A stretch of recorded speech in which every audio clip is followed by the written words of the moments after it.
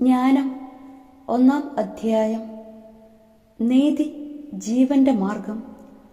ഭൂപാലകരെ, നീതിയെ സ്നേഹിക്കുവിൻ. കളങ്കമെന്നിയെ കർത്താവിനെക്കുറിച്ച് ധ്യാനിക്കുവിൻ. നിഷ്കളങ്കതയോടെ അവിടുത്തെ അന്വേഷിക്കുവിൻ. അവിടുത്തെ പരീക്ഷിക്കാത്തവർ അവിടുത്തെ കണ്ടെത്തുന്നു.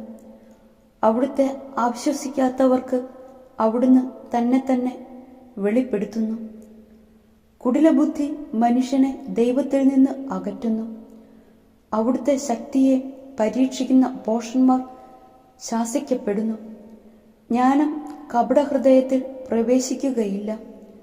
പാപത്തിന് അടിമയായ ശരീരത്തിൽ വസിക്കുകയില്ല.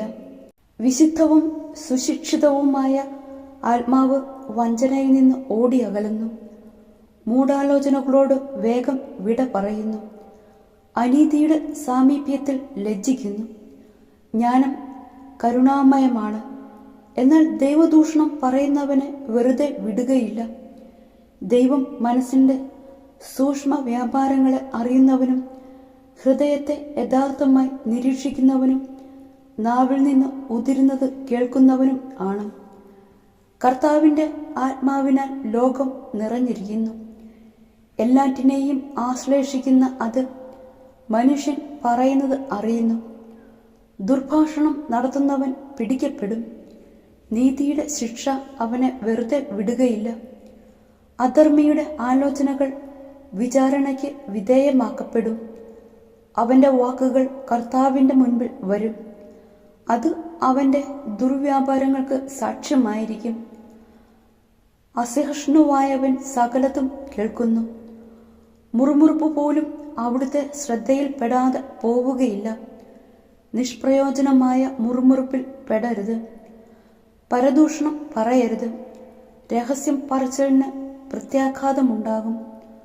നുണ പറയുന്ന നാവ് ആത്മാവിനെ നശിപ്പിക്കുന്നു. ജീവിതത്തിലെ തെറ്റുകൾ കൊണ്ട് മരണത്തെ ക്ഷണിച്ചു വരുത്തരുത്. സ്വന്തം പ്രവൃത്തി കൊണ്ട് നാശത്തെയും. ദൈവം മരണത്തെ സൃഷ്ടിച്ചില്ല. ജീവിക്കുന്നവരുടെ മരണത്തിൽ അവിടുന്ന് ആഹ്ലാദിക്കുന്നുമില്ല. നിലനിൽക്കാൻ വേണ്ടിയാണ് അവിടുന്ന് എല്ലാം സൃഷ്ടിച്ചത്. സൃഷ്ടികളെല്ലാം ആരോഗ്യമുള്ളവയാണ്. മാരകവിഷം അവയിൽ ഇല്ല. പാതാളത്തിന് ഭൂമിയിൽ അധികാരമില്ല. നീതി അനശ്വരമാണ്. അധർമ്മികളുടെ ചിന്താഗതി.